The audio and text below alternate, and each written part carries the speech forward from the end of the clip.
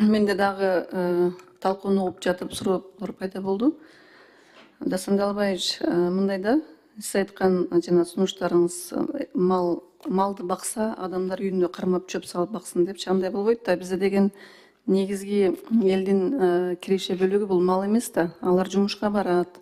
Малды эл кайтарган жанакы чабандарга кошуп берип коет, эртең менен кечинде кайра тосолот. Ошондой да процесс айылдарда.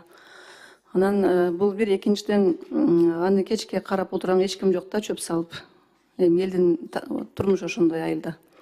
Экинчиден жерлер бар, сугат жерлер, эгин эгүүт жерлер бар да, категория билесиздер кандай. Ошол эле айылдарда жана кунарсыз, эгин эгилбеген жерлер көп да, ошол жака элдер малын жайат. Мен ойлойм, бул сиз негизи сиз эми жолдо ошол малдар жайлоодон кайтканда ошо эгин болот, жанагы ар кандай жерлер болот да, малдар ошол жака жайыла берет айылда. Ошондой да жашоо. Анан мен до конца айтып коеюн оюмду. Андан кийин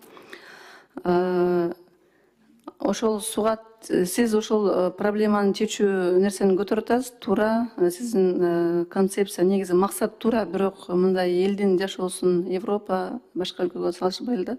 Жана айткандай, эл малды башкача максатта кармашат. Андан кийин андан көрө сизге сунушум, ошо фермерлердин жерлерин, жанагы айыл чарба багытына жерлер бир өзүнчө бир чоң тилке да. Аны элдер бөлүп алган. Ар бири өзүнүн кичинекей тилкесин тоспой эле бүт жалпысынан бир тосуу жолдордун кооперативге биригеби же мамлекет тараптан ошо арзан кредиттер береби, ошонун тоспалуу жактарын карап берсек деген ойлорум бар да. Экинчиден, сиз эми ушул мыйзамды өткөрүү боюнча бир баардык эле малды коюп, мондай 30 миң сомдон мынча миң сом деп штрафталып келсеңиз болбойт. Сиз деген могу жылкыдан баштабайсызбы, жок дегенде. Себеби эң негизги мына майда малды эле, ири мүйзү малды эле ар кимдин дыйкандардын жерине кирип кетип эле бузган жок. Негизги ушул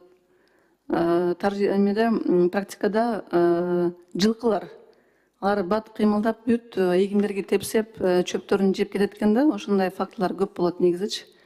Ошол жылкыдан баштабайсыз деп сунуш берем да. Эгер ушул мыйзам долбооруңуз өтсө, ошонун көрүүсүн кандай болот? Ага бүт эле элдер негизи эле ошого колдошот ошол нерсени. Могу майда малды кошконуңуз болбойт деп ойлойм да. Мен ушундай сунуш берем сизге. Рахмат.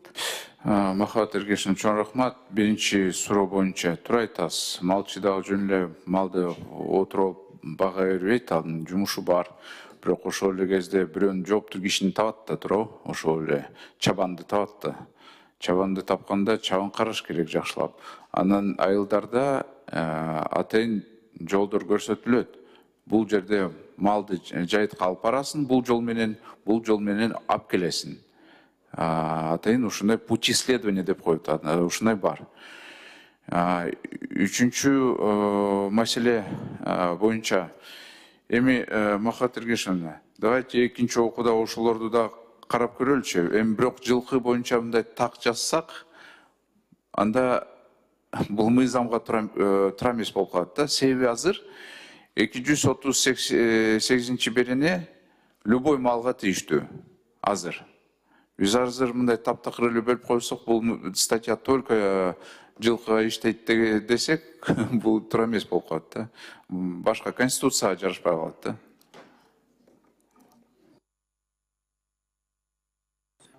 Жооп бердим. Анда хорошо, биз экинчи азыр биз комитетте концепциясын карайлы, бирок көп бир 50-70% туура эмес деп ойлойм мен негизиненчи сиздин сунуштарыңыз. Бересиз да, сунуштарды бересиз да экинчи окууда. Болсо могу эл үчүн айтып коюңузчу, могу штрафтарды конкрет түрдө кайра элге бизде таркаталы, айылдарга берели, коомдук талкуу кылышсын. Кандай учурда штраф болот, ошону кыскача айтып коюңузчу. Факт болуп калса, эгинди тепселесе, анда 30 миң штраф. Ар бир малга КРСке 1000 сом, МРСке 500. 30 миң сом малдын ээсине штраф. 30 миң сом малдын ээсине штраф. Андан сырткары плюс ар бир малга штраф болот. Да, если факт бул так болуп калса, бул дрон менен тартыш керек, сүрөт менен тартыш керек, ишилип, бул жерде уже доказательство керек да.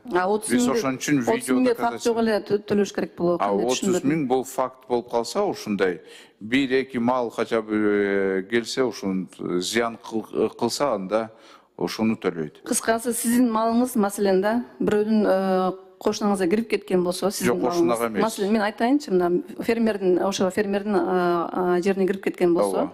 сиз 30 000 төлөйсүз, жана ар бир малыңызга 1000 сом төлөйсүз, ошондой? Ушундай. Рахмат.